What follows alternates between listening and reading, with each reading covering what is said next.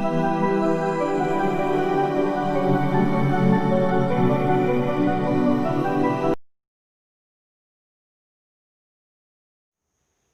Morning students, स्वागत है आप सभी का हमारे यूट्यूब चैनल यूनिक एकेडमी में। स्टूडेंट्स, आज अपन संविधान पर डिस्कस करने जा रहे हैं। काफ़ी दिनों से संविधान का कोई वीडियो नहीं है चैनल पे, तो सोचा कि क्यों ना एक संविधान का वीडियो डाला जाए, है ना। संविधान में आपने मौलिक अधिकार और मौलिक कर्तव्य तक के वीडियो पढ़ लिए थे, है ना। आज का जो हमारा टॉपिक है संविधान का, वो नीति निर्देशक तत्वों का है ना। संविधान के भाग 4 में अनुच्छेद 36 से लेकर 51 तक, याद रखिएगा, ठीक है। संविधान के भाग 4 में अनुच्छेद 36 से लेकर 51 तक नीति निर्देशक तत्वों का वर्णन किया गया है। नाम से क्लियर हो रहा है, नीति का मतलब नीतियों का निर्धारण करने वाले, है ना, और निर्देशक का मतलब होता है डायरेक्शन देना, यानी नीतियों को बनाते समय जो डायरेक्शन देने वाले या निर्देश देने वाले तत्व हैं, उन्हें अपन क्या नाम देते हैं? राज्य के नीति निर्देशक तत्व, है ना। और इनका उल्लेख भारतीय संविधान के भाग 4 में अनुच्छेद 36 से लेकर 51 के बीच में किया गया है, ठीक। अब इसे अपन डिटेल में लेके चलते हैं, ठीक। जब हमने भारतीय संविधान की प्रस्तावना को पढ़ा था, याद रखिएगा, ठीक है, जब वीडियो में भारतीय संविधान की प्रस्तावना वाले वीडियो को आप देखेंगे तो भारतीय संविधान की प्रस्तावना में देखेंगे कई सारे शब्द लिखे हैं वहाँ पर, है ना। जैसे पढ़ते हैं कि हम भारत के लोग भारत को संपूर्ण प्रभुत्व संपन्न समाजवादी पंथ निरपेक्ष लोकतंत्रात्मक गणराज्य बनाने के लिए, ऐसी पूरी जब प्रस्तावना अपन पढ़ते हैं तो वहाँ पर कुछ शब्द आते हैं। जैसे एक आता है सामाजिक, ध्यान रखिएगा, सामाजिक, ठीक है, फिर आएगा आर्थिक, ठीक, फिर आएगा राजनीतिक, है ना, सामाजिक आर्थिक राजनीतिक न्याय, एक शब्द ये आता है, ठीक। ध्यान रखिए, भारतीय संविधान की प्रस्तावना में आएगा सामाजिक आर्थिक राजनीतिक न्याय, पहला वर्ड, ठीक। दूसरा वर्ड आता है स्वतंत्रता, ठीक, याद रखना, दूसरा वर्ड आएगा स्वतंत्रता, फिर आएगा समानता, फिर आएगा बंधुत्व यानी भाईचारा। ये 3 शब्द यहाँ से आते हैं, ठीक। जब हम भारतीय संविधान की प्रस्तावना को पढ़ रहे होते हैं, स्टूडेंट थोड़ा ध्यान से समझिएगा, भारतीय संविधान की जब प्रस्तावना को पढ़ रहे होते हैं तो वहाँ पर शब्द आता है सामाजिक आर्थिक राजनीतिक न्याय, ठीक। दूसरा आता है स्वतंत्रता समानता और बंधुत्व, ध्यान रखिए, ठीक। भारतीय संविधान की प्रस्तावना में जो ये शब्द रखे गए हैं, है ना, इन शब्दों की रखने की जो भावना है या शब्दों को शामिल करने का जो अर्थ है वहां पर, उसके अर्थ की पूर्ति कहां से होती है? नीति निर्देशक तत्वों से। क्लियर, देखना समझना। सामाजिक न्याय का मतलब है कि प्रस्तावना कहती है कि भारतीय समाज में सभी एक जैसे होंगे, समाज में किसी भी प्रकार का कोई भेदभाव नहीं होगा, है ना। न जाति के आधार पर, न धर्म के आधार पर, न वंश के आधार पर, न भाषा के आधार पर, यानी किसी भी प्रकार का कोई भेदभाव नहीं होगा। एक भेदभाव रहित भारतीय समाज स्थापित होगा, है ना। और इसकी स्थापना कौन कर रहा है? राज्य के नीति निर्देशक तत्व, ठीक है। भारतीय समाज में सामाजिक भेदभाव रहित समाज की स्थापना का लक्ष्य किसका रखा गया है? नीति निर्देशक तत्वों का, ठीक। आर्थिक न्याय, देखना, हमारा देश आर्थिक न्याय की समस्या से जूझ रहा है। आर्थिक न्याय का मतलब है कि आय की असमानता को समाप्त करना। आय की असमानता का मतलब है कि किसी की इनकम बहुत होती है, किसी की कम होती है, किसी की बिल्कुल नहीं होती है देश में, है ना। लेकिन जो संविधान की प्रस्तावना है वो कहती है कि देश में आर्थिक न्याय भी स्थापित करना है, यानी आर्थिक असमानता को समाप्त करना है ना। तो आर्थिक असमानता को समाप्त करने के लिए ध्यान रखिएगा, ना तो मौलिक अधिकारों में कोई उल्लेख है, ना मौलिक कर्तव्यों में कोई उल्लेख है, बल्कि देश से आर्थिक असमानता को समाप्त करने का जो लक्ष्य रखा गया है वो किसके अंतर्गत रखा गया है? नीति निर्देशक तत्वों के अंतर्गत। क्लियर? तो सामाजिक समानता नीति निर्देशक तत्वों से स्थापित होगी, आर्थिक समानता नीति निर्देशक तत्वों से स्थापित होगी। अब अपन बात करें राजनीतिक की, है ना। तो राजनीतिक का मतलब है अधिकार, हम संपूर्ण भारतीयों के अधिकार जो हमें राज्य द्वारा दिए जाते हैं, ठीक है, संविधान द्वारा दिए जाते हैं। तो राजनीतिक समानता तो है हमारे देश में, ठीक है, हमारे और आपके सभी के एक जैसे अधिकार हैं, है ना। तो राजनीतिक समानता का लक्ष्य यानी न्यायपूर्ण राजनीतिक अधिकार भी लक्ष्य किसका है? नीति निर्देशक तत्वों का। क्लियर? तो नीति निर्देशक तत्व जो भारतीय संविधान की प्रस्तावना में जो सामाजिक आर्थिक राजनीतिक न्याय, स्वतंत्रता सभी की एक जैसी है, जितनी स्वतंत्रता आपको है उतनी मुझे है, उतनी थर्ड पर्सन को है। समानता है समाज में। बंधुत्व का मतलब होता है भाईचारा, है ना। हम कहते नहीं हिंदू मुस्लिम सिख ईसाई मिलकर रहे हैं सब भाई भाई, ये है बंधुत्व, है ना। और पूरे के पूरे भारतीय संविधान में अगर देखें तो पूरे भारतीय संविधान में अगर बंधुत्व या भाईचारे की स्थापना करने का अगर प्रयास किया है संविधान ने तो 2 जगहों पर किया है। याद रखिएगा, क्वेश्चन आ सकता है ना। बंधुत्व की भावना 2 जगहों से मिलती है, एक मिलती है नीति निर्देशक तत्वों से और एक मिलती है मौलिक कर्तव्यों से। मौलिक अधिकारों में बंधुत्व का कोई उल्लेख नहीं है, क्लियर। तो एक मिलेगी नीति निर्देशक तत्वों से और एक मिलेगी मौलिक कर्तव्यों से। तो भारतीय संविधान की प्रस्तावना में जो सामाजिक, आर्थिक, राजनीतिक न्याय, स्वतंत्रता, समानता तथा बंधुत्व जो शब्द रखे गए हैं, इन शब्दों को प्राप्त करने का प्रयास किसके द्वारा किया जाता है? राज्य के नीति निर्देशक तत्वों के द्वारा। आया समझ में, है ना। तो सीधा सा अर्थ है कि समाज में नीति निर्देशक तत्व जो भारतीय संविधान के भाग 4 में अनुच्छेद 36 से लेकर 51 तक जिनका वर्णन किया गया है, उनका मुख्य लक्ष्य क्या है? समाज में सामाजिक समानता स्थापित करना, समाज में आर्थिक समानता स्थापित करना, समाज में राजनीतिक समानता स्थापित करना, समाज में स्वतंत्रता स्थापित करना, समानता स्थापित करना और बंधुत्व की स्थापना करना। ठीक है। और जब एक चीज और ध्यान देना, जब ये सारे जो आयाम हैं, इस सारी जो बोर्ड में लिखे हैं, जब ये सारे आयाम लागू हो जाएंगे, देश में लागू हो जाएंगे, तो निश्चित सी बात है एक लोक कल्याणकारी राज्य की क्या हो जाएगी? स्थापना हो जाएगी। और लोक कल्याणकारी राज्य का मतलब है ऐसा राज्य जहां पर समानता हो, सभी का एक जैसा कल्याण हो, है ना। और अगर हम नीति निर्देशक तत्वों को देखें भी, है ना, तो भारतीय संविधान में नीति निर्देशक तत्वों को शामिल किए जाने का मुख्य उद्देश्य है सामाजिक और आर्थिक प्रजातंत्र की स्थापना करना। प्रजातंत्र का मतलब क्या होता है? जहां पर सभी के अधिकार एक जैसे हों, कोई छोटा नहीं कोई बड़ा नहीं, है ना। तो भारतीय संविधान में नीति निर्देशक तत्वों को शामिल करने का मुख्य उद्देश्य है सामाजिक और आर्थिक प्रजातंत्र की स्थापना करना। और जिस देश में सामाजिक और आर्थिक प्रजातंत्र स्थापित हो जाएगा वो देश कैसा होगा? लोक कल्याणकारी राज्य होगा, क्लियर। और हमारे देश के संविधान में नीति निर्देशक तत्वों को शामिल करने का मुख्य लक्ष्य ही है सामाजिक और आर्थिक प्रजातंत्र की स्थापना, अर्थात लोक कल्याणकारी राज्य की स्थापना। समझ में आया? मौलिक अधिकारों से लोक कल्याणकारी राज्य स्थापित नहीं होता है ना, क्योंकि मौलिक अधिकार संविधान ने हमें दिए हैं कि हमारे कुछ अधिकार हैं, है ना। लेकिन जो नीति निर्देशक तत्व हैं ये संविधान ने हमें नहीं दिए हैं, संविधान ने राज्य को दिए हैं। और राज्य क्या है ये अपन पढ़ चुके हैं अनुच्छेद 12 में, अब आगे और पढ़ेंगे अभी अनुच्छेद 36 में, क्लियर है। तो नीति निर्देशक तत्वों का मुख्य लक्ष्य है एक लोक कल्याणकारी राज्य की स्थापना करना, क्लियर। दूसरा फैक्ट देखते हैं, देखिएगा हम मौलिक अधिकार पढ़ के आए, है ना। और जब मैं आपको मौलिक अधिकार पढ़ा रहा था तो मैंने आपसे कहा था कि मौलिक अधिकार ऐसे अधिकार हैं जिन्हें न्यायालय के माध्यम से लागू कराया जा सकता है ना। क्यों कराया जा सकता है? क्योंकि मौलिक अधिकारों को संविधान ने व्यक्तियों को दिए हैं, क्लियर। और अगर राज्य व्यक्तियों को अधिकार नहीं दे रहा है तो व्यक्ति न्यायालय के माध्यम से उन्हें क्या कर सकता है? लागू करा सकता है। अर्थात मौलिक अधिकार प्रवर्तनीय है, न्यायालय द्वारा बाध्य योग्य है, मुकदमा चलाया जा सकता है, क्लियर। लेकिन अगर हम नीति निर्देशक तत्वों को देखें, ध्यान रखिएगा यहाँ पर थोड़ा अंतर है, क्वेश्चन भी आता है ना।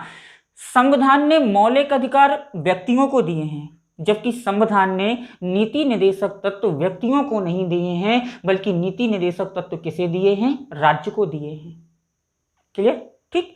अब जब नीति निर्देशक तत्व राज्यों को मिल गए हैं, है ना, तो राज्य को लागू करना या ना करना, समझिएगा ध्यान से।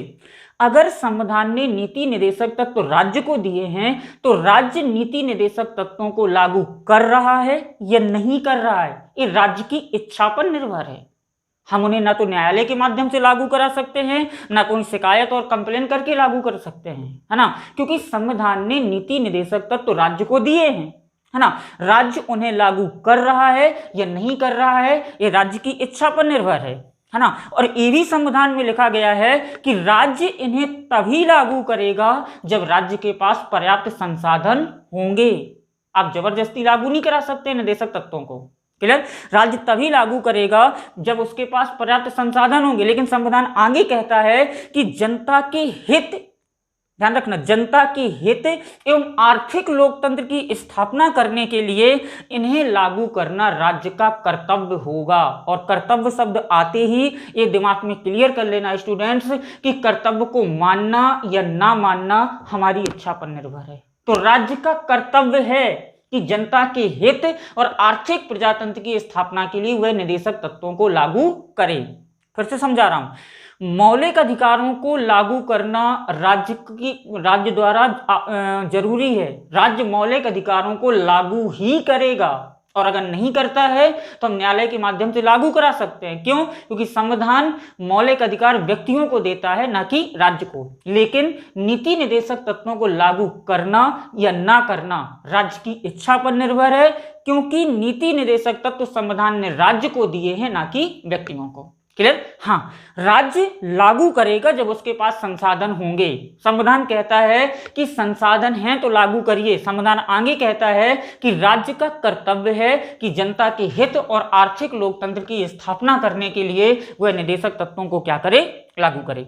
ठीक, अगर हम निदेशक तत्वों की बात करें कि निदेशक तत्व हमारे संविधान में आए कहां से, है ना,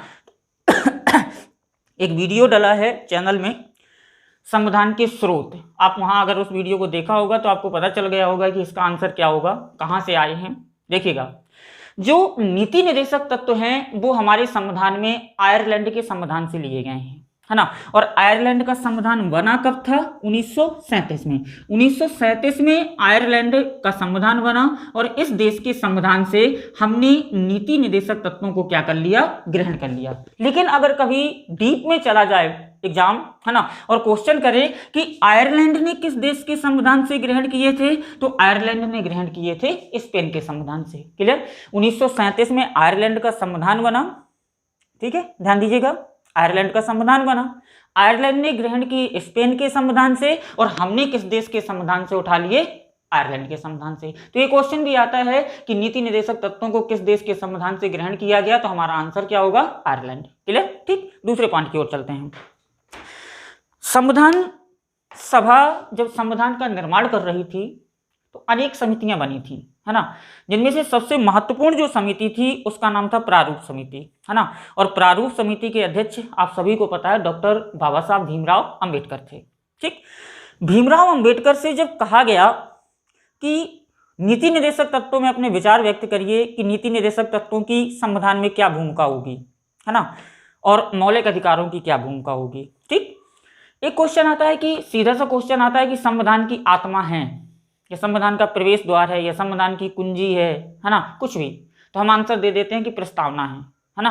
लेकिन अगर क्वेश्चन आ जाए कि संविधान की क्वेश्चन आ जाए कि डॉक्टर अंबेडकर के अनुसार संविधान की आत्मा है, तो हमारा आंसर यहाँ पर प्रस्तावना नहीं होता है, हमारा आंसर होता है संविधान का अनुच्छेद 32 यानी संवैधानिक उपचारों का अधिकार, जिसमें हम 5 रटे पढ़ के आए हैं: बंदी प्रत्यक्षीकरण, परमादेश, प्रतिषेध, उत्प्रेषण और अधिकार परीक्षा। ये बाबा साहब अंबेडकर के अनुसार है ना। लेकिन जब नीति निदेशक तत्वों के बारे में पूछा गया कि नीति निदेशक तत्वों में के बारे में अंबेडकर के विचार क्या थे, तो डॉक्टर अंबेडकर ने नीति निदेशक तत्वों को विशेषता वाला बताया था। उनका कहना था कि संविधान में अगर सबसे अधिक कोई विशेषता वाला पार्ट है जो विशेषताओं को संयोजित किए है या विशेषताओं को समाहित किए हुए है, तो वो क्या है? नीति निदेशक तत्व है। ठीक, एक ब्रिटिश विद्वान राजनीति शास्त्र के प्रोफेसर हुए हैं, है ना, जिनका नाम है ग्रेनविल ऑस्टेन। ध्यान दीजिएगा, है ना, ऑक्सफोर्ड विश्वविद्यालय में प्रोफेसर रहे हैं, ग्रेनविल ऑस्टेन। ठीक है, इन्होंने पॉलिटिकल पर या राजनीति शास्त्र पर अनेक किताबें लिखी हैं। ठीक है, इनसे जब भारतीय संविधान के बारे में इन्होंने अपने विचार व्यक्त किए, है ना, तो इन्होंने 2 चीजों को संविधान की आत्मा कहा है, याद रखिएगा।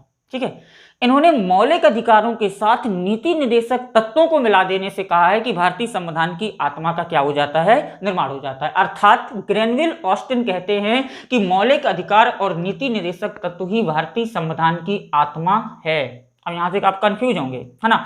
अगर एग्जाम में क्वेश्चन आता है कि भारतीय संविधान की आत्मा है तो प्रस्तावना, एग्जाम में क्वेश्चन आता है डॉक्टर भीमराव अंबेडकर के अनुसार संविधान की आत्मा है तो अनुच्छेद 32 संवैधानिक उपचारों का अधिकार। ठीक है, अगर क्वेश्चन आता है ग्रेनविल ऑस्टिन ने भारतीय संविधान की आत्मा किसे कहा है, तो याद रखना ये 2 चीजों को मिलाकर भारतीय संविधान की आत्मा कहते हैं। एक कहते हैं मौलिक अधिकारों को और एक कहते हैं नीति निदेशक तत्वों को। क्लियर हुआ? इतना क्लियर हुआ? आगे चलते हैं। ठीक, संविधान सभा जो हमारी थी 299 सदस्य, है ना, उस संविधान सभा के एक सलाहकार थे। ठीक है, जो समय समय और उन्हीं सलाहकार महोदय के द्वारा विश्व के लगभग अधिकांश देशों का संविधान पढ़ा गया, है ना, और उनकी विशेषताएं लेकर भारत आए और प्रारूप समिति वालों ने लिखने का क्या किया, काम किया। ठीक, तो संविधान सभा के जो सलाहकार थे उनका नाम था BN राव साहब। ठीक है, BN राव साहब ने संविधान सभा को सलाह दी थी कि हमारे संविधान में 2 प्रकार के अधिकार रखे जाएं। एक ऐसे अधिकार जो प्रवर्तनीय हो और किसके द्वारा, न्यायालय के द्वारा। ठीक है, एक ऐसे अधिकार हों, और दूसरा उन्होंने कहा कि कुछ ऐसे अधिकार हों जो गैर प्रवर्तनीय हों। ठीक है, ध्यान दीजिएगा, जो कैसे हों, गैर प्रवर्तनीय हों, और किसके द्वारा, न्यायालय के द्वारा। ठीक, मैं यहाँ पर नाम नहीं ले रहा हूँ कुछ भी, सीधा कह रहा हूँ कि संविधान सभा के जो संवैधानिक या वैज्ञानिक सलाहकार थे BN राव साहब, है ना, BN राव साहब ने संविधान सभा को सलाह दी थी कि हमारे जो भारतीय संविधान बन रहा है उस संविधान में 2 प्रकार के अधिकार रखे जाए, प्रवर्तनीय और गैर प्रवर्तनीय। ठीक है, संविधान सभा ने उनकी सलाह को मान लिया, है ना, और 2 प्रकार के अधिकार रख दिए। कौन कौन से, पहले प्रवर्तनीय और दूसरे गैर प्रवर्तनीय। जो प्रवर्तनीय हैं उनका वर्णन भारतीय संविधान के भाग 3 में अनुच्छेद 12 से लेकर 35 तक है, जिन्हें हम नाम देते हैं मौलिक अधिकार। ठीक है, और जो गैर प्रवर्तनीय हैं उनका वर्णन भारतीय संविधान के भाग 4 में अनुच्छेद 36 से लेकर 51 तक, जिन्हें हम नाम देते हैं नीति निर्देशक तत्व। क्लियर, आ गया समझ में कैसे प्रवर्तनीय और गैर प्रवर्तनीय? क्योंकि भाग 3 में 12 से 35 तक जिन मौलिक अधिकारों का वर्णन किया गया है वो संविधान व्यक्तियों को देता है, और किसके विरुद्ध, राज्य के विरुद्ध। फिर से रिपीट कर रहा हूं, जो प्रवर्तनीय हैं उनका वर्णन भारतीय संविधान के भाग 3 में अनुच्छेद 12 से 35 तक है, जिन्हें नाम देते हैं मौलिक अधिकार। जो भारतीय संविधान किसे देता है, व्यक्तियों को, किसके विरुद्ध, राज्य के विरुद्ध, है ना। अब अगर राज्य नहीं लागू करता है तो आप उन्हें न्यायालय के माध्यम से क्या कर सकते हैं, प्रवर्तनीय यानी लागू करा सकते हैं, और इसी कारण इन्हें एक और नाम दिया जाता है, और वो नाम क्या है, वाद योग। वाद योग का मतलब जिसके विरुद्ध न्यायालय में वाद विवाद या मुकदमा चलाया जा सके। क्लियर, तो मौलिक अधिकार कैसे हो गए, प्रवर्तनीय हो गए और वाद योग हो गए। ठीक, दूसरे जो गैर प्रवर्तनीय है न्यायालय द्वारा, है ना, उन्हें भारतीय संविधान के भाग 4 में अनुच्छेद 36 से लेकर 51 तक रखा गया, और नाम क्या दिया गया, नीति निर्देशक तत्व। क्लियर, नीति निर्देशक तत्व भारतीय संविधान व्यक्तियों को नहीं देता है, राज्य को देता है ना, और राज्य को देने के कारण एक शर्त हो गई कि लागू करना या ना करना राज्य की इच्छा पर निर्भर है। इसी कारण ये कैसे हो गए, गैर प्रवर्तनीय हो गए, अर्थात राज्य चाहे तो लागू करे और चाहे तो लागू ना करे, इसलिए गैर प्रवर्तनीय है। और एक दूसरा नाम देते हैं जिसे हम नाम देते हैं अवाद योग्य, अर्थात जिनके विरुद्ध न्यायालय में किसी भी प्रकार का कोई मुकदमा चलाया ना जा सके। क्लियर हुआ? चलिए, ये था नॉर्मल इंट्रोडक्शन। अब अपन चलते हैं अनुच्छेद वाइज, है ना, क्योंकि अपन ने कहा है कि भारतीय संविधान में अनुच्छेद 36 से लेकर 51 तक नीति निर्देशक तत्वों का क्या है, वर्णन है। तो एक एक अनुच्छेद लेकर चलते हैं कि 36 से 51 तक में किस किस चीज का वर्णन किया गया है। क्लियर, सबसे पहले बात करते हैं अनुच्छेद 36 की। क्लियर, अनुच्छेद 36, अनुच्छेद 36 को अगर हम देखें तो अनुच्छेद 36 में राज्य की परिभाषा है, याद रखिएगा, राज्य की परिभाषा।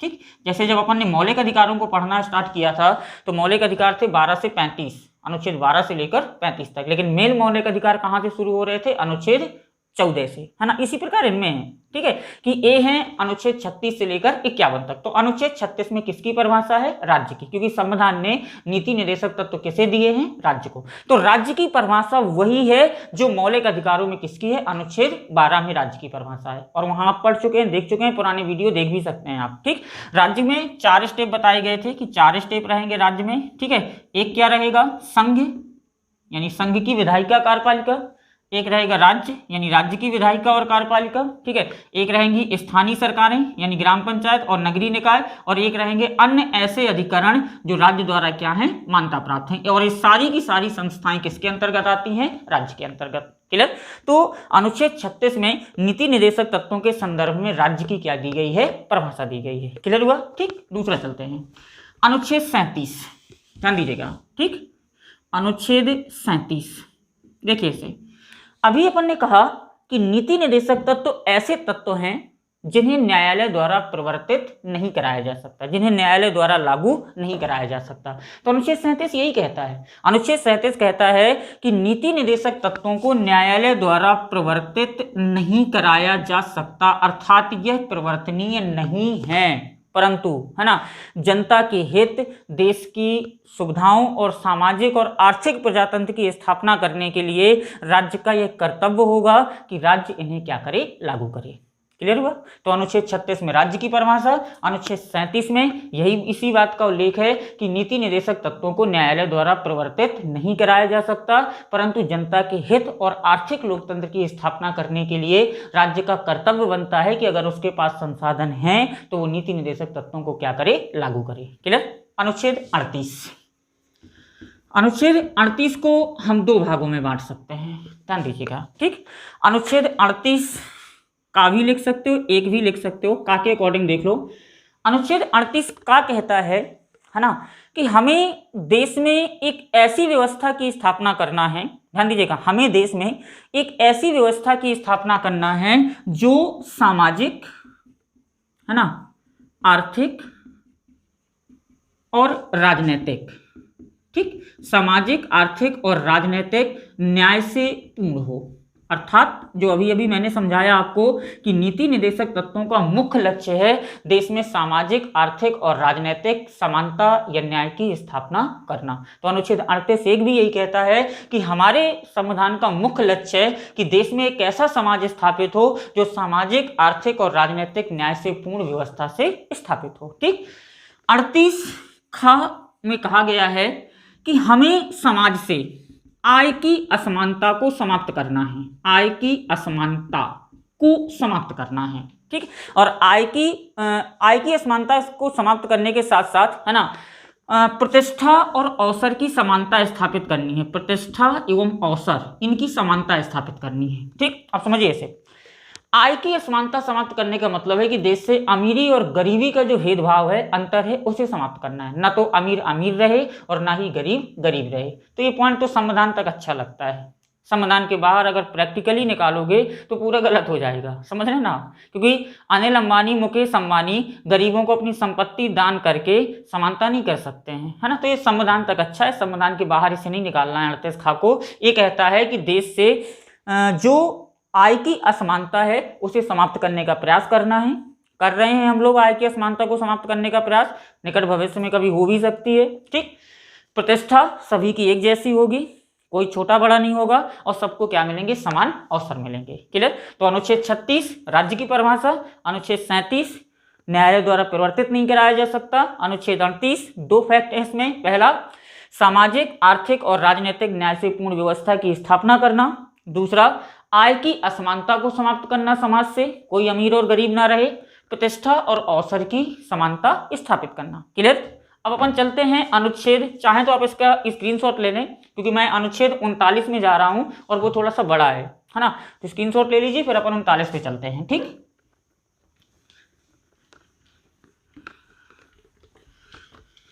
अनुच्छेद 39 की बात करें अपन। ठीक है, अनुच्छेद 39 में क्या है, तो अनुच्छेद 39 का की बात करते हैं पहले। ठीक, अनुच्छेद 39 का कहता है, ध्यान दीजिए क्या कहता है ना। अनुच्छेद 39 का कहता है कि पुरुष और स्त्री यानी सभी को, पुरुष स्त्री अलग अलग करने से मतलब सभी को बोल दें, है ना, सभी को आजीविका के पर्याप्त साधन उपलब्ध कराने का अधिकार। ध्यान दीजिएगा, ठीक है। अनुच्छेद 39 का कहेगा कि पुरुष एवं स्त्री सभी को आजीविका के पर्याप्त साधन उपलब्ध कराने का अधिकार। ठीक है, तो 39 का क्या कहता है, 39 का में पुरुष स्त्री लिखा हुआ है संविधान में, मैंने सभी को लिख दिया है ना। सभी को आजीविका के पर्याप्त साधन प्राप्त करने का अधिकार। आजीविका का मतलब होता है अपना जीवन चलाना, है ना। तो अपना जीवन चलाने के लिए, ये जीवन को गति देने के लिए, है ना, जो हमारे संसाधन हमें राज्य द्वारा प्रोवाइड कराए जाते हैं, राज्य हमें देता है ना, तो उन संसाधनों पर सभी का एक समान अधिकार होगा, किसी भी प्रकार का कोई भेदभाव वहां पर नहीं किया जाएगा, है ना। तो अनुच्छेद 39 का कहेगा कि पुरुष एवं स्त्री सभी को अपनी आजीविका के पर्याप्त साधन प्राप्त करने का क्या होगा, अधिकार होगा। ठीक, अब अपन बात करते हैं अनुच्छेद 39 खा की। ध्यान दीजिएगा, अनुच्छेद 39 ख कहता है कि जो भौतिक संसाधन है, ध्यान दीजिएगा, भौतिक संसाधन मतलब जो प्रकृति ने दिए हैं, ठीक है, जो भौतिक प्रकृति ने नहीं दिए, प्रकृति तो प्राकृतिक संसाधन है ना, जो भौतिक संसाधन है मतलब राज्य द्वारा जो स्थापित कराए गए हैं, है ना, जो भौतिक संसाधन है उन भौतिक संसाधनों का उचित वितरण हो, ध्यान दीजिएगा, उचित वितरण यानी एक समान वितरण सभी के लिए, ठीक है। तो भौतिक संसाधनों के उचित वितरण की बात करता है अनुच्छेद 39 ख, यानी सभी को संसाधनों पर अधिकार होना चाहिए, ठीक है।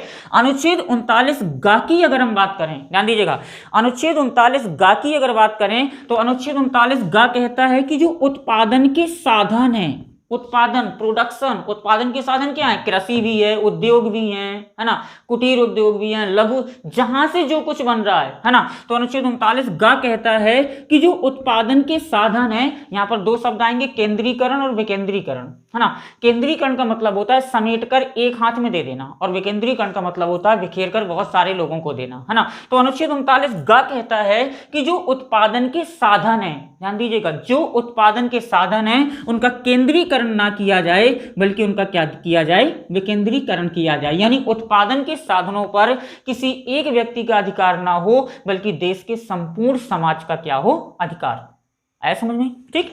39 का स्त्री और पुरुष सभी को अपना जीवन चलाने के लिए जो साधन है उन्हें प्राप्त करने का अधिकार दे रहा है। 39 का जो भौतिक संसाधन है जिनकी स्थापना राज्य के द्वारा की गई है उनका उचित वितरण सुनिश्चित कर रहा है सभी में। गा जो उत्पादन की साधन है उनका केंद्रीकरण नहीं कर रहा है, बल्कि उनका क्या कर रहा है, विकेंद्रीकरण कर रहा है, ठीक। अनुच्छेद 39 घा की अगर बात करें, 39 घा, ध्यान दीजिएगा, तो 39 घा कहता है समान कार्य के लिए, है ना, समान कार्य के लिए समान वेतन। अब इसे समझिए आप, समान कार्य का मतलब है कि अगर एक काम है, एक जैसा है, वहां पर स्त्री भी काम कर रही है, पुरुष भी काम कर रहे हैं, तो उनका वेतन एक जैसा होगा, सैलरी एक जैसी होगी। मान लीजिए मनरेगा में मजदूरी करने वाले जो लोग हैं, है ना, तो वहां पर पुरुष भी मजदूरी कर रहे हैं और महिलाएं भी मजदूरी कर रही हैं, तो वहां पर ऐसा नहीं होगा कि पुरुषों को अधिक वेतन दी जाए और महिलाओं को कम वेतन दी जाए, है ना। यानी अगर एक समान कार्य है, प्रकृति उसकी सेम है, तो समान कार्य के लिए क्या होगा, समान वेतन दिया जाएगा। क्लियर हुआ, ठीक। तो अनुच्छेद 39 घ कहता है समान कार्य के लिए समान वेतन।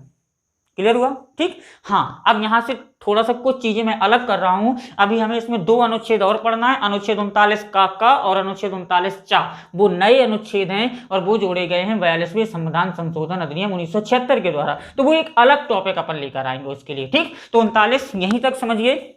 39 का कहता है सभी को यानी स्त्री और पुरुष को आजीविका के पर्याप्त साधन प्राप्त करने का अधिकार। 39 ख जो राज्य द्वारा स्थापित भौतिक संसाधन है उनका उचित वितरण। 39 ग जो उत्पादन के साधन है उनका विकेंद्रीकरण, सभी का अधिकार। और 39 घ कहता है कि समान कार्य के लिए समान वेतन उपलब्ध कराया जाए। क्लियर हुआ। अब अपन चलते हैं 40 की ओर। चलिए 40 की बात करते हैं। जब हम नीति निर्देशक तत्वों को पढ़ेंगे आगे चलकर, जो दूसरा वीडियो आएगा चैनल में, उसमें नीति निर्देशक तत्वों को अपन 3 भागों में बांटेंगे, है ना। एक भाग को नाम देते हैं, सारे 36 से 51 जितने अनुच्छेद हैं 3 भागों में बांटते हैं। एक को नाम देते हैं गांधीवादी तत्व जिनमें महात्मा गांधी का प्रभाव दिखाई देगा, एक को नाम देते हैं समाजवादी तत्व जिनमें समाजवाद का प्रभाव दिखाई देगा, और एक को नाम देते हैं उदारवादी तत्व जिनमें उदारता दिखाई देगी, है ना। तो कुछ अनुच्छेद ऐसे हैं जिसमें गांधी जी का प्रभाव स्पष्ट रूप से दिखाई देता है ना। अगर हम गांधी के दर्शन की बात करें तो गांधी का दर्शन कहीं ना कहीं भारत के गांव में केंद्रित था। गांधी जी ने स्पष्ट कहा था कि अगर आपको भारत के दर्शन करना है तो आप गांव में चले जाइए, आपको भारत दिख जाएगा, है ना। और जब गांव से प्रभावित थे गांधी जी तो निश्चित है वो गांव की ग्राम पंचायतें और नगरीय निकाय की बात करेंगे, है ना। तो जो अनुच्छेद 40 है, अनुच्छेद 40 कहता है गांधी जी से प्रभावित है। अनुच्छेद 40 में कहा गया है कि ग्राम पंचायतों का क्या किया जाए, गठन किया जाए, ठीक। ग्राम पंचायतों के गठन की बात करता है अनुच्छेद 40। अब ध्यान देना, संविधान बनकर तैयार हुआ 26 नवंबर 1949 को, लागू हुआ 26 जनवरी 1950 को। हमारे देश की जो पहली ग्राम पंचायत आई, है ना, वो आई 2 अक्टूबर 1959 को राजस्थान के नागौर में। पंडित जवाहरलाल नेहरू ने उसका विधिवत उद्घाटन किया था। क्लियर। लेकिन अगर हम पंचायती राज व्यवस्था को देखें, उसकी शक्तियों को देखें, उनके प्रावधानों को देखें, उनके कार्यों को देखें, तो इस संविधान में कहीं भी नहीं था। सिर्फ अनुच्छेद 40 में था कि ग्राम पंचायतों का क्या किया जाए, गठन किया जाए, बस इससे ज्यादा कुछ नहीं था। यानी पंचायती राज व्यवस्था संवैधानिक नहीं थी। पंचायती राज व्यवस्था संवैधानिक बनी है 1993-94 में, है ना, ध्यान दीजिएगा, ठीक। क्योंकि संसद द्वारा 93 में संविधान में 73वें नंबर का संशोधन किया गया और 73वें नंबर का संशोधन करके संविधान में 11वीं अनुसूची को जोड़कर स्थानीय निकाय या पंचायतों को संवैधानिक दर्जा दिया गया, ठीक। संसद द्वारा संविधान में 74वें नंबर का संशोधन किया गया और संविधान में 12वीं अनुसूची को जोड़कर नगरीय निकाय यानी नगर पालिकाओं को संवैधानिक दर्जा दिया गया, ठीक है। तो संवैधानिक दर्जा मिला बाद में, लेकिन नीति निर्देशक तत्वों में अनुच्छेद 40 में विधिवत इस बात का उल्लेख किया गया था गांधी जी के प्रभाव की वजह से कि ग्राम पंचायतों का क्या किया जाए, गठन किया जाए, ठीक। अनुच्छेद 41 की बात करें तो अनुच्छेद 41 बात करता है काम पाने का अधिकार।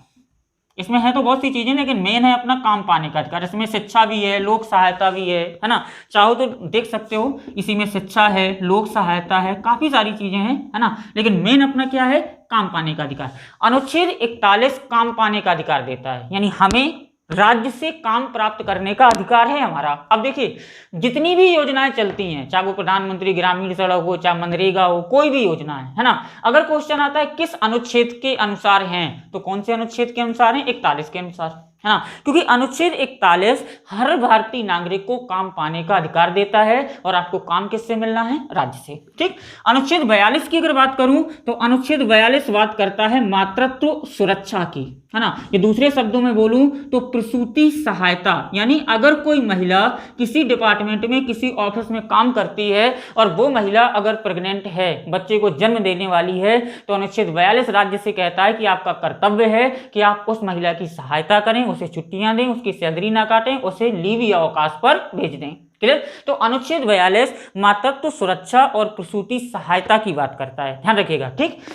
अनुच्छेद 43 की अगर बात की जाए, ध्यान रखना, अनुच्छेद 43 की बात की जाए तो अनुच्छेद 43 कुटीर उद्योगों के विकास की बात करता है। ये भी गांधी जी का प्रभाव है ना। कुटीर उद्योगों के विकास की बात करता है। कुटीर उद्योग का मतलब है ऐसे उद्योग जो छोटे स्तर पर, जैसे अगरबत्ती बनाना, एक छत के नीचे बैठ जाओ, अगरबत्ती का मटेरियल ले लो, बनाते रहो, है ना, मोमबत्तियां बनाना, ठीक है। तो छोटे छोटे उद्योगों के विकास की बात करता है अनुच्छेद 43, ठीक है। गांधी जी से प्रभावित है, कुटीर उद्योगों के विकास की क्या करेगा, बात करेगा, ठीक। अनुच्छेद 44 की अगर हम बात करें तो अनुच्छेद, देखना अब इसमें दो अनुच्छेद और नए जोड़ना है, 43 का और 43 खा, ये संशोधनों से आना है, तो वो मैं बाद में क्लियर करूंगा। अभी सिर्फ मेन अनुच्छेद ले रहा हूं, जो नए जोड़े गए अनुच्छेद हैं वो बाद में क्लियर करेंगे अपन, ठीक। अनुच्छेद 44 की अगर बात करें तो अनुच्छेद 44 कहता है एक समान नागरिक संहिता, यानी संपूर्ण देश में एक समान नागरिक संहिता लागू हो। ये प्रावधान भी संविधान तक अच्छा है, क्योंकि इस प्रावधान को 1950 से लेकर आज तक भारत में कभी लागू नहीं किया जा सका, क्लियर हुआ, ठीक।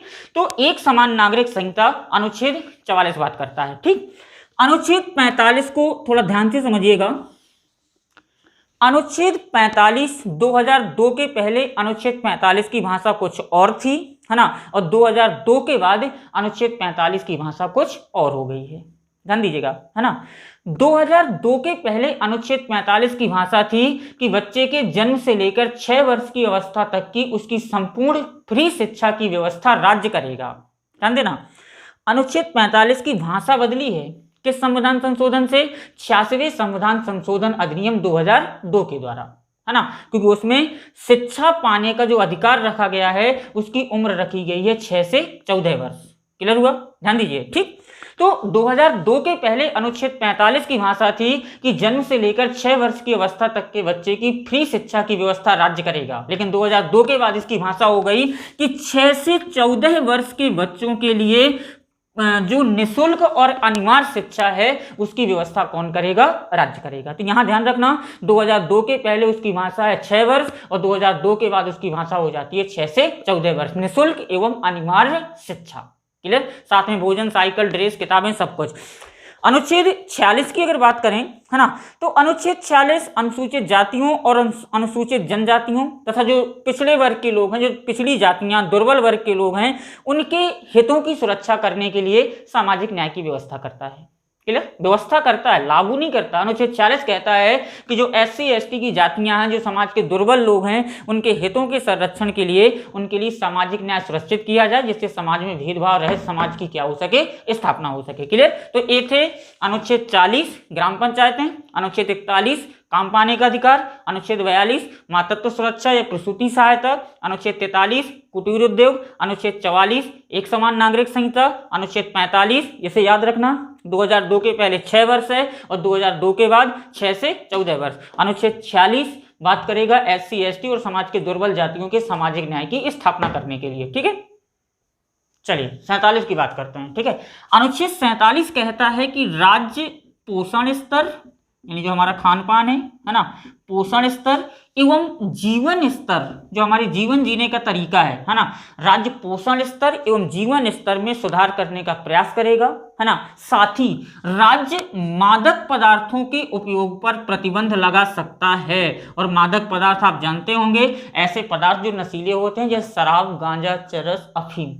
ठीक है, तो अनुच्छेद 47 कहता है कि चूंकि राज्य को स्वस्थ नागरिक चाहिए, तो स्वस्थ नागरिकों के लिए वो पोषण स्तर और जीवन स्तर को उठाने का प्रयास करेगा, तथा साथ ही मादक पदार्थों के उपयोग पर क्या करेगा, प्रतिबंध लगाएगा। यही कारण है कि जब हम कोई नशीली वस्तुओं का सेवन करते हैं, लिए हुए मिलते हैं, तो पुलिस हमें गिरफ्तार करती है और हमें सजा देती है ना, क्योंकि अनुच्छेद 47 पोषण स्तर और जीवन स्तर को उठाने के लिए मादक पदार्थों के उपयोग पर क्या करता है, प्रतिबंध लगा देता है। ठीक, अनुच्छेद 48 की अगर बात करें तो अनुच्छेद 48 दो चीजों के लिए है, एक कृषि और एक पशुपालन। अनुच्छेद 48 कहता है कि राज्य कृषि एवं पशुपालन को वैज्ञानिक तरीके से, है ना, संगठित करने का क्या करेगा, प्रयास करेगा। इसमें एक नया अनुच्छेद जुड़ेगा 48 का, वो 42वें संविधान से जुड़ेगा, वो बाद में एक्सप्लेन कर रहा हूं। ठीक, अनुच्छेद 48 कहता है कि राज्य कृषि एवं पशुपालन को संगठित करने का प्रयास करेगा। ठीक, अनुच्छेद 49 कहता है कि जो राष्ट्रीय महत्व की स्मारकें हैं, राष्ट्रीय महत्व की स्मारकें, ठीक है, स्मारकों का मतलब है भवन, जैसे ताजमहल, लाल किला,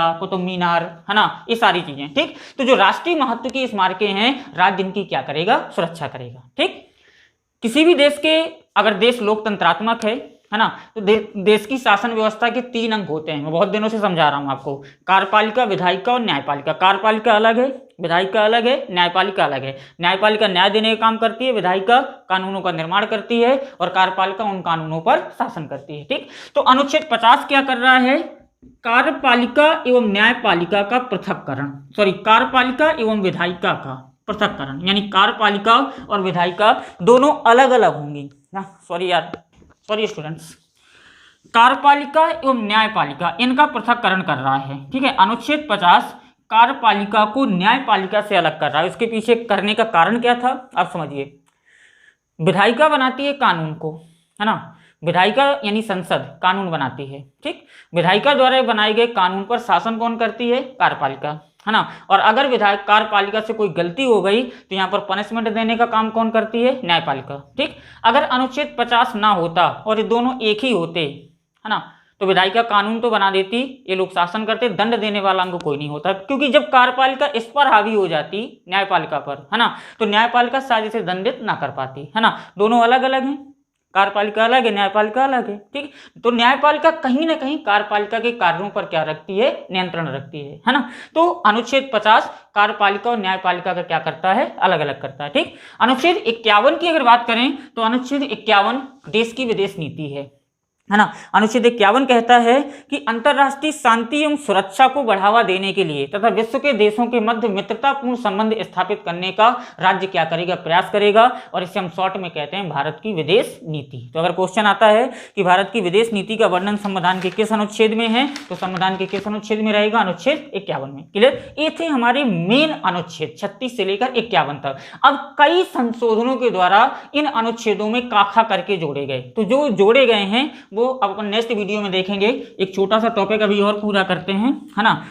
अब नीति निर्देशक तत्वों का महत्व समझना है हमें, कि नीति निर्देशक तत्वों का आखिर महत्व क्या है हमारे लिए, आपके लिए और इस देश की शासन व्यवस्था के लिए। ठीक, महत्व की अगर बात करें तो इसका पहला महत्व तो सभी को पता चल गया होगा। पहला महत्व है लोक कल्याणकारी राज्य की स्थापना करना, क्योंकि इनके द्वारा ही देश में सामाजिक और आर्थिक प्रजातंत्र की क्या हो रही है, स्थापना हो रही है ना।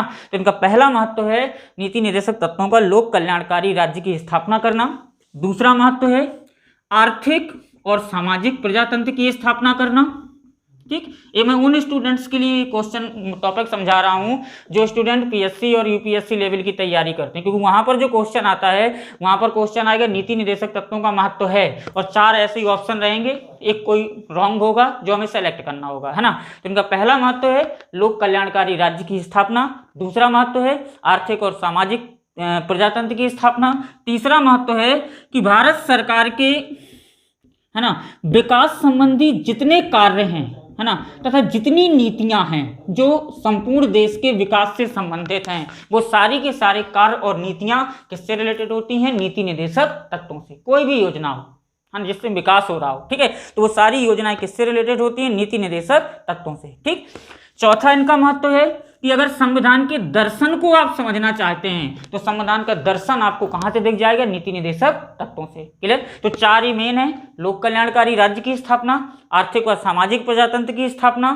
भारत सरकार के विकासात्मक कार्य तथा नीतियां निर्देशक तत्वों से प्रेरित हैं, और भारतीय संविधान का दर्शन भी कहां से है? निर्देशक तत्वों से। एक मेन महत्व इसका है, वो आप समझ लीजिए क्या है। भारतीय संविधान में देखिएगा 3 अंग हैं, विधायिका, कार्यपालिका और न्यायपालिका। ठीक, भारतीय संविधान में संशोधन करने की शक्ति अगर किसी के पास है तो विधायिका के पास है, वो सुधार सकती है। ठीक, लेकिन अगर भारतीय संविधान की व्याख्या करने की बात आई कि भारतीय संविधान की व्याख्या कौन करेगा, तो भारतीय संविधान की व्याख्या न्यायपालिका करती है। ठीक, कई बार कई मौकों में ऐसा हुआ कि संविधान की किसी अनुच्छेद की या किसी शब्द की व्याख्या करने में जब न्यायपालिका असमर्थ हो जाती है ना, तो न्यायपालिका उस अनुच्छेद या उस शब्द की व्याख्या 2 तथ्यों के आधार पर करती है। पहला तथ्य संविधान की प्रस्तावना और दूसरा तथ्य संविधान के नीति निर्देशक तत्व। अर्थात अब समझिए, अगर संविधान की व्याख्या करने में सर्वोच्च न्यायालय को या न्यायपालिका को कोई समस्या का सामना करना पड़ता है तो न्यायपालिका प्रस्तावना और नीति निर्देशक तत्वों के आधार पर उस शब्द की और उस अनुच्छेद की क्या कर देती है? व्याख्या कर देती है। तो इनका महत्व क्या है? पहला, लोक कल्याणकारी राज्य की स्थापना, आर्थिक व सामाजिक प्रजातंत्र की स्थापना, भारत सरकार के विकासात्मक कार्य और नीतियां निर्देशक तत्वों से प्रेरित हैं, भारतीय संविधान का दर्शन निर्देशक तत्वों से आएगा, और मेन महत्वपूर्ण महत्व इसका ही है कि जब न्यायपालिका संविधान की व्याख्या करते समय किसी शब्द में या किसी अनुच्छेद में प्रॉब्लम में आ जाती है, व्याख्या नहीं कर पाती है, तो वो संविधान की प्रस्तावना और नीति निर्देशक तत्वों के आधार पर उस अनुच्छेद या शब्द की क्या कर देती है? व्याख्या कर देती है। ठीक है स्टूडेंट्स, जो नेक्स्ट वीडियो होगा वो अपना रहेगा नीति निर्देशक तत्वों में जो नए अनुच्छेद जोड़े गए हैं वो, और नीति निर्देशक तत्वों के अनुच्छेदों का विभाजन जो 3 भागों में किया जाएगा, गांधीवादी तत्व, ये गांधीवादी तत्व, समाजवादी तत्व, उदारवादी तत्व। क्लियर? तो ये अपन देखते हैं नेक्स्ट वीडियो में। आज के लिए इतना ही। आप सभी का बहुत बहुत धन्यवाद। आप चैनल को, है ना, सब्सक्राइब करते रहिए, क्योंकि हम लोगों ने ये देखा है कि आप लोग हमारे वीडियो तो देखते हैं, है ना, लेकिन चैनल को अभी तक सब्सक्राइब नहीं किए हैं, बिना सब्सक्राइब किए देखते हैं। ठीक है, क्योंकि जब हम एनालिसिस करते हैं तो लगभग ये निकल के आता है कि 70% लोगों ने सब्सक्राइब किया है और 30% लोग अभी भी अनसब्सक्राइब किए वीडियो देख रहे हैं, है ना। तो आप लोग रेड बटन को दबाकर सब्सक्राइब कर दीजिए, है ना, और जितना हो सकेगा हम अच्छे से अच्छे स्टडी मटेरियल आपके लिए उपलब्ध करा रहे हैं। आप सभी का बहुत बहुत धन्यवाद।